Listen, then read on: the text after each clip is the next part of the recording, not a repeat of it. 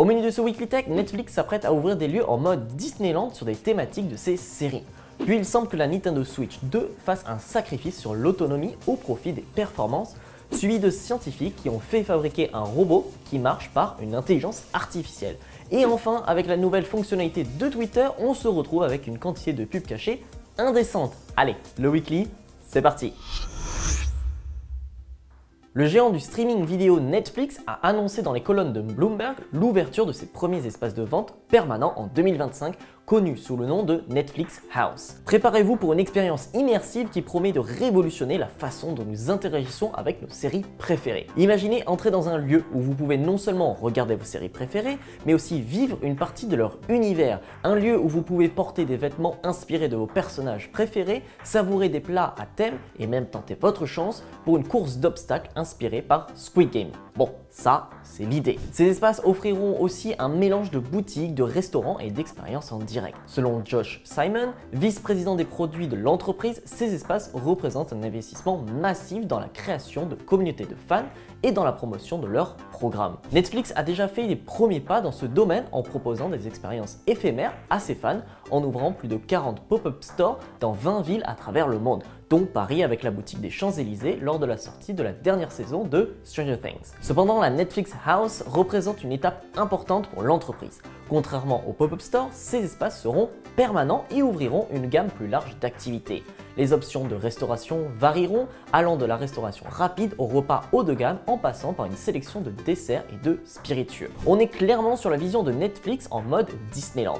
Pousser le divertissement à son maximum et surtout faire vivre les films et séries Netflix en dehors de nos écrans. Les deux premières Netflix House ouvriront leurs portes aux États-Unis en 2025, mais l'entreprise a de grands projets pour une expansion mondiale. Netflix est actuellement à la recherche d'emplacements potentiels, ayant déjà ouvert la plupart de ses pop-up stores dans des grandes villes comme Tokyo, New York ou Mexico. Que vous soyez un fan de longue date ou un nouveau venu sur la plateforme, préparez-vous à découvrir vos séries préférées d'une toute nouvelle manière. Les ambitions semblent grandes, à voir ce que cela donne concrètement. La prochaine console de Nintendo fait beaucoup parler d'elle, plus particulièrement en ce qui concerne les rumeurs autour de l'autonomie de la batterie de la console. Les rumeurs récentes ont laissé entendre que l'autonomie de la batterie de la Nintendo Switch 2 pourrait être moins impressionnante que ce que beaucoup espéraient. Selon des informations divulguées par un leaker connu sous le pseudonyme de Oldpuck sur le forum Famiboards, la nouvelle console pourrait offrir seulement 3 à 6 heures d'autonomie pour jouer en mode portable. Pour bien comprendre cette information, je vais mettre en perspective.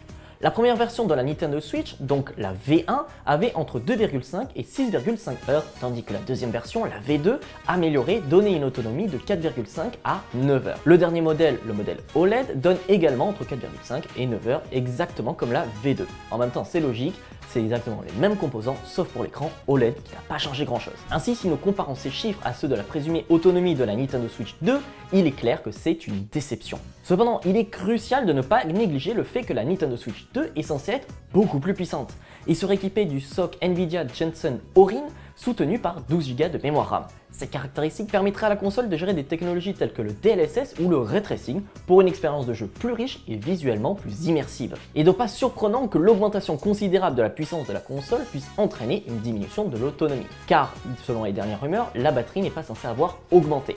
C'est un compromis que Nintendo semble prêt à faire pour offrir aux joueurs une expérience de jeu supérieure. D'après les rumeurs, nous devrions nous attendre à voir la Nintendo Switch 2 sur les étagères courant du second semestre 2024. Certains spéculant même une date de sortie précise, le 24 septembre. Néanmoins, il est important de garder à l'esprit que toutes ces informations restent des spéculations basées sur des fuites et des rumeurs, ce qui veut dire que rien n'est officiellement divulgué par Nintendo. Une équipe de chercheurs de l'université Northwestern a développé une intelligence artificielle qui peut concevoir des robots à partir de rien.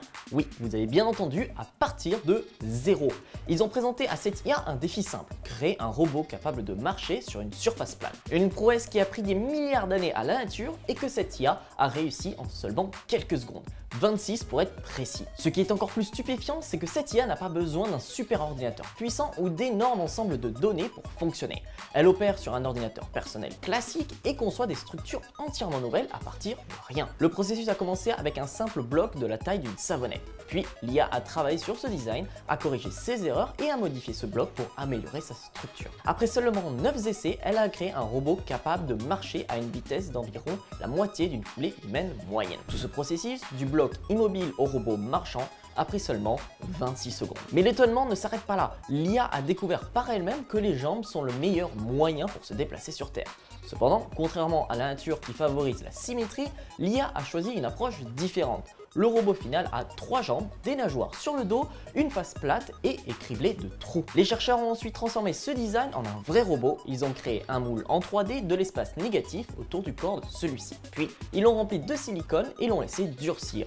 En gonflant et dégonflant le corps du robot, ils ont réussi à le faire bouger lentement, mais sûrement. Sam Kriegman, le chercheur qui a dirigé les travaux, voit en ce robot l'origine d'un tout nouvel organisme. Malgré son allure modeste, il représente la première étape d'une nouvelle ère d'outils conçus par l'IA qui, comme les animaux, peuvent agir directement sur notre monde. Kriegman envisage déjà un monde de possibilités pour ces futurs robots. Il pourrait être capable de naviguer dans les décombres d'un bâtiment effondré pour chercher des personnes et des animaux piégés ou parcourir les systèmes d'égout pour diagnostiquer des problèmes et effectuer des réparations. C'est tout l'avantage de l'IA, elle pourra concevoir le robot parfait pour chaque tâche en réfléchissant bien plus loin qu'un humain. Cette IA a ainsi ouvert la voie prometteuse dans la conception de robots par ordinateur. Même si le premier prototype se déplace lentement, c'est un premier pas vers un futur où l'IA pourrait nous aider à résoudre certains problèmes les plus complexes que nous rencontrons. Un léger avant-goût de ce que Skynet peut donner dans la vraie vie.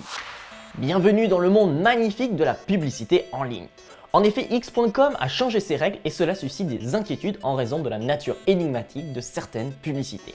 Car oui, tout le problème est qu'elle cache des liens vers des sites douteux, ce qui soulève des questions de transparence et d'éthique. Commençons par le commencement. Tout a débuté lorsque Elon Musk a pris les rênes de Twitter, provoquant le départ de nombreux annonceurs majeurs. En juillet, X.com a enregistré une baisse de 50% de ses revenus publicitaires. Sauf que Musk est déterminé à faire revenir les annonceurs sur son site coûte que coûte. En septembre, la plateforme a été soupçonnée de faire de la publicité déguisée et depuis, le nouveau format de publicité étrange est apparu dans le fil des utilisateurs. Ces publications se présentent comme des messages normaux ne révélant pas leur origine publicitaire. Rien n'est précisé. Elles ne peuvent pas être aimées, partagées ou retweetées et l'identité de l'annonceur reste cachée. Tout est conçu pour tromper les utilisateurs avec des avatars fictifs et du texte créant ainsi une apparence de contenu authentique. Sauf que lorsque les utilisateurs cliquent sur ces publications, ils sont immédiatement redirigés vers des sites bourrés de publicité. Cette stratégie rappelle les chumpbox, ces vignettes publicitaires trompeuses que l'on trouve en bas de certains sites web, attirant les visiteurs avec des promesses de contenu informatif mais qui ne vise en réalité qu'à générer des clics et des vues. Ce format publicitaire mystérieux est particulièrement préoccupant en France car la publicité cachée est illégale et strictement réglementée par le code de la communication audiovisuelle et le code de la consommation. De plus, le CSA joue un rôle de surveillance important dans la lutte contre de telles pratiques. Ce qui rend cette situation encore plus complexe, c'est que X.com semble avoir du mal à regagner les annonceurs après leur départ massif. Pour compenser, la plateforme a conclu des partenariats avec des acteurs majeurs de l'industrie publicitaire tels que Google ou InMobi pour vendre des espaces publicitaires disponibles. Cependant, cette démarche soulève des questions sur l'éthique et la stratégie de X.com car elle diversifie ses ressources de revenus au détriment de l'expérience utilisateur. Bon, même si la PDG de Twitter a expliqué que 90 des 100 plus gros annonceurs étaient déjà revenus, cela ne semble pas suffisant. Le plus gros souci est que ces publicités énigmatiques ne peuvent pas être signalées ni bloquées par les utilisateurs. Elles ne révèlent pas l'identité de l'annonceur, ce qui rend la transparence encore plus floue et soulève des préoccupations légitimes quant à la confiance des utilisateurs. En bref, Twitter cherche de nouveaux financements et ça ne semble vraiment pas éthique. Et vous avez déjà été confronté à ce genre de publicité depuis quelques jours? Dites-le nous en commentaire. Le Weekly Tech, c'est fini. Rendez-vous la semaine prochaine.